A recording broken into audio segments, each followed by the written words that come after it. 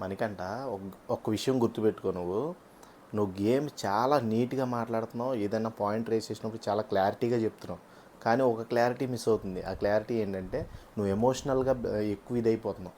ఆ ఎమోషనల్గా ఫీల్ అవ్వడం కొంచెం తగ్గించేసుకో. ఆ ఎమోషనల్ అనేది నీకు నీ లోపలే ఉంచు, బయటికి తీసుకురావద్దు.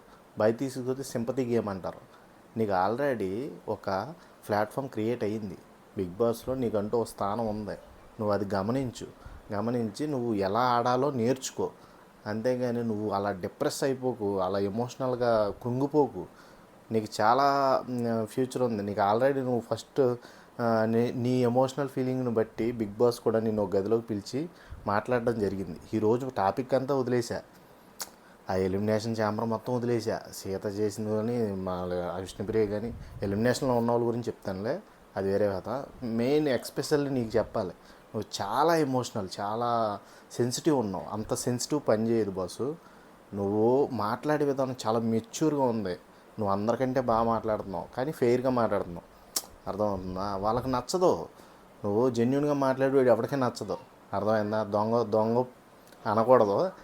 దొంగన డాష్లు గాడిలకే ఈ రోజుల్లో చాలామంది ఎక్కువగా ఉంటుంది. కాబట్టి నువ్వు ఎప్పుడు కూడా గేమ్ మీద కాన్సన్ట్రేషన్ చేయి. నీకు ఇప్పుడు నేను మాట్లాడింది కూడా నీకు తెలీదు. నువ్వు బయటకు వచ్చి అట్లీస్ట్ చూస్తావు. అర్థమైందా? నీ గేమ్ మొత్తం ఒకసారి చూసుకుంటే నీకు అర్థమవుద్ది. ఎవరేం మాట్లాడారు, నా గురించి ఎలా మాట్లాడారు, పాజిటివ్ మాట్లాడారా, నెగిటివ్ మాట్లాడారా, ఆ విషయాలు అనేది నీకు ఇప్పుడు తెలీదు. నువ్వు బయటకు వచ్చి వీటిలన్నిటిని గమనించినప్పుడు నీకు తెలుస్తుంది. కాబట్టి నువ్వు ఎమోషనల్ అవ్వకో, బాగా ఆడు. నేను ఫస్ట్ వీక్లో నాకు తెలిసినంత వరకు నా అనాలసిస్, నేను ఫస్ట్లోనే బిగ్ బాస్ సేవ్ చేసేస్తాడు. ఎందుకంటే నువ్వు తట్టుకోలేవు. నువ్వు చాలా సెన్సిటివ్ ఉన్నావు. అంత సెన్సిటివ్ ఉంటే పని చేయదు బిగ్ బాస్లో. అర్థమవుతుందా?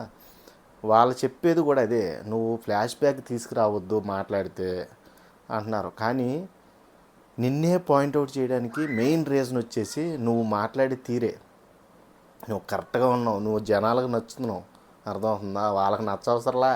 ఓట్లు వేసేది మేము భయ్యా, మేము నీకు వేస్తాం ఓట్లు. శుభ్రంగా ఆడు. నువ్వు శుభ్రంగా ఎవరితో నీకు పని లేకుండా ఆడు. ఖచ్చితంగా నువ్వు ఫస్ట్లోనే సేవ్ అయిపోతావు. అర్థమవుతుందా?